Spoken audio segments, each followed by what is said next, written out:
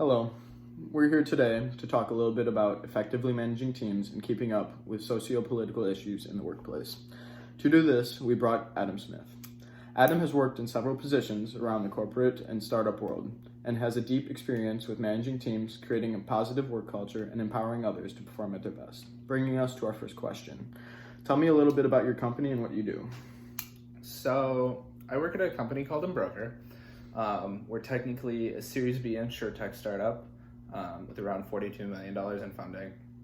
What we did is we actually created the first fully digital insurance policy ever made through like a captive insurance company. And then we also function as like a fully digital insurance brokerage working with other carriers to, get different types of small to medium-sized businesses, all lines of insurance. What I personally do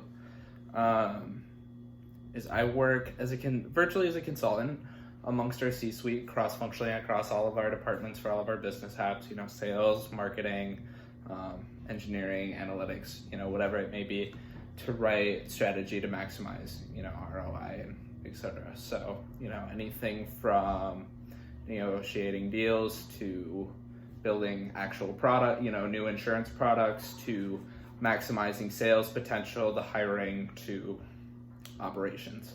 I kind of dip my toes in all of it. That's cool. Yeah. Do you and your company tailor your marketing approach to include stances on political or social issues?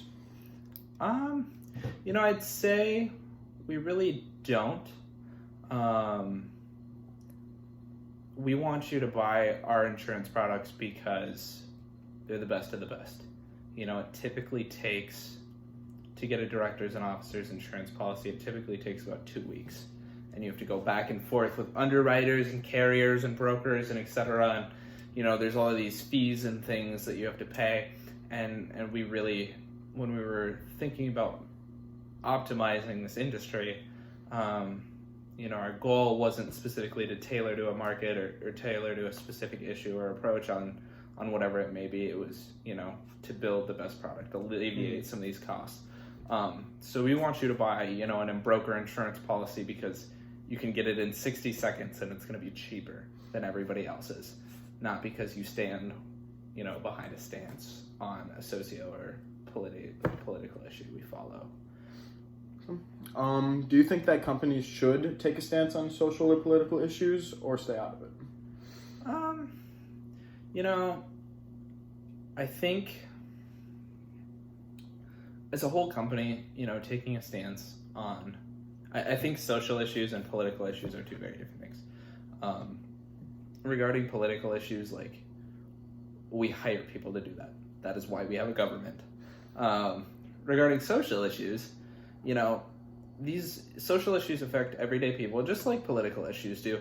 But this is a country where social issues are run by the people, given to the people, and brought upon by or from the people. So I think companies have an obligation, maybe not to take a stance, but to at least recognize them, because we're shifting into a work world now where it all or like a business world now where it all used to be suit and tie. Very standardized, very uniform, and it's not like that anymore. You want to create a work culture that maximizes return on investment for you and for your employees.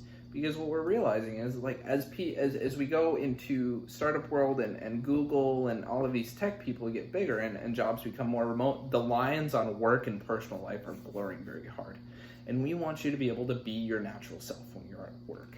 We don't want you to have to adjust. And if that means you stand behind a certain political issue or social issue, very heavily in one way, we want you to be able to express that without any ramifications. You are who you are, and we want to see that. We don't want you to, have to hold that back because of a company stance. We want to recognize that the issues are there, that they're present, but we want everybody to be able to voice their opinion in like a fair manner. How important is diversity in your company, and how important is diversity in the teams that you manage? So I think in the company, it kind of speaks on what I talked to both of the things I've spoken about so far. Creating a fully digital insurance policy, as easy as it sounds, is not so easy. There's a reason it's required for all business in the United States. It's a very tedious, idiosyncratic industry. And so to do this, we need top tier talent. We need the best of the best to make this happen, because nobody ever thought it was going to be possible. So I think diversity is a big deal to me and managing in my teams and when I'm hiring for the company, because we need that top tier talent. And that doesn't associate with any of the qualities that we have previously associated it with, with race, with gender, with socioeconomic background, etc. People are socioeconomically mobile now, sometimes. People who used to be underrepresented sometimes are more represented now, etc. We want to build the best teams possible, and that includes diversity. So I wouldn't say that it's specifically important to me, but it's not something I will ever disregard. I hire for talent, and I hire for who you're going to be at work and how you're going to do your job, not specifically on any other piece of